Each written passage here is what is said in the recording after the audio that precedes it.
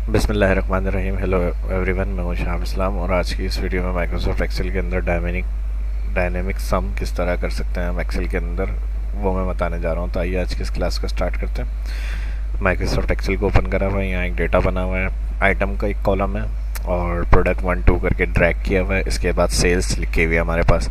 अगर हम प्लस करें, जिस जगह हमें टोटल करना है उस सेल में आएंगे, इक्वल सम लगाते हैं, ब्रैकेट ओपन, ऑल रेंज। इस सेल से जो मेरे पास यहाँ आ रहा है बी कॉलम और 2 रो, क्लिक करते हुए जहाँ तक ये वैल्यू आ रही है सिलेक्शन बनाई, तो यहाँ रेंज लिखी हुई आ रही है हमारी B2 से कॉलन B6 तक रेंज, ब्रैकेट क्लोज इंटर। लेकिन होता क्या है, अगर मैं इसको और मज़ीद ड्रैग करता हूँ और यहाँ कुछ एंट्री कर देता हूँ, तो यहाँ देखें एक एरर सा बना हुआ आ रहा है। इग्नोर करेंगे, इग्नोर हो जाएगा। और डबल क्लिक एडिट करें तो रेंज हमने कहाँ तक डिफाइन करी हुई थी, इस जगह। इसके बाद अगर हम अपडेट कर रहे हैं उस डाटा के अंदर, एंट्री करते हैं आगे, तो वो चीज़ इसमें शामिल नहीं है। तो इसके लिए हम क्या करेंगे, फिर बार बार हम इसको एडिट करें यहाँ से, या तो लिख कर इसको क्लियर करें और B7 रेंज बताएं, तो आप देखें यहाँ पर रेंज हमारी यहाँ तक सिलेक्शन में आ गई।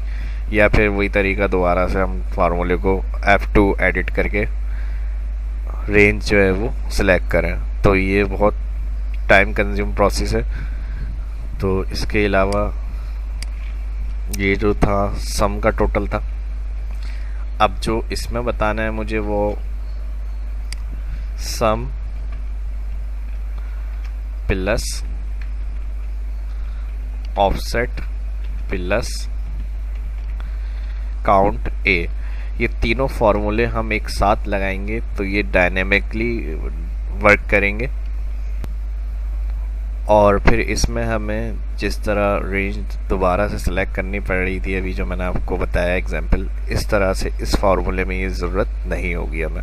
तो चलिए शुरू करते हैं। अब जो फार्मूला मैं बताने जा रहा हूँ वो गौर से देखिएगा। मेन आज की इस क्लास का जो फार्मूला है वो आपके साथ शेयर कर रहा हूँ। इक्वल सम, ब्रैकेट ओपन,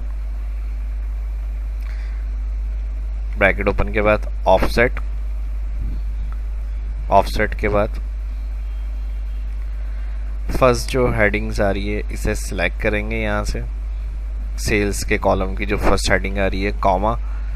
अब यहाँ हमसे ऑफसेट फार्मूले के अंदर जो सेंटेंस है रेफरेंस दे दिया फर्स्ट सेल, उसके बाद कॉमा लगाया, रॉ और कॉलम पूछता है, तो यहाँ दोनों कॉमा के साथ 0, रॉ भी 0 कॉलम भी 0।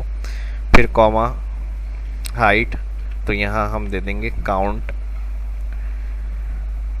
ए, count a function, bracket open.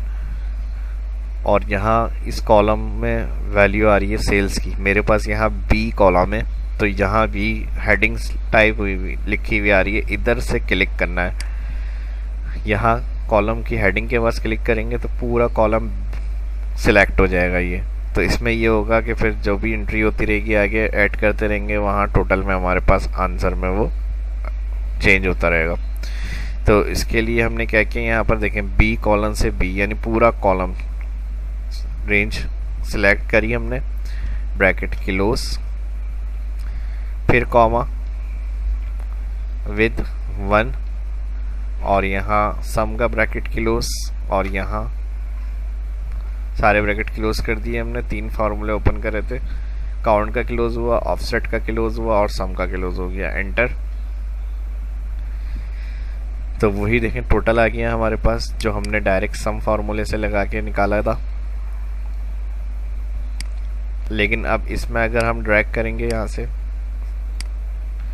तो सम फार्मूले में ऐड नहीं होगा अमाउंट, और जो हमने ऑफसेट डायनेमिकली फार्मूला यूज़ किया है उसके अंदर ऐड हो रही है वैल्यू।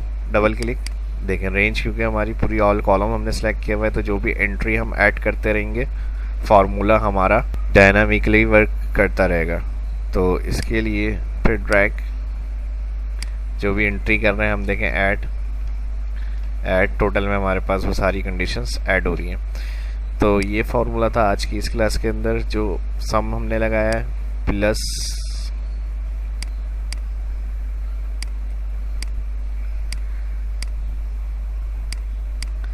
और इसी को मैंने आपको कंबाइन करके सम ऑफसेट काउंट ए से जो डायनेमिकली वर्क होता है हमारा फार्मूले का, वो किस तरह कर सकते हैं, वो इस वीडियो के अंदर समझाने की कोशिश करिए। तो वीडियो अच्छी लगी तो लाइक शेयर एंड सब्सक्राइब। मिलते हैं नेक्स्ट वीडियो में, अपना ख्याल रखिएगा। कोई बात समझ में नहीं आई है तो कमेंट करके पूछ सकते हैं। फर्स्ट जो इस वीडियो को देख रहे हैं शाह इस्लाम चैनल को सब्सक्राइब कर लें ताकि जो भी आने वाली वीडियो की उसकी इन्फॉर्मेशन उनको मिलती रहे।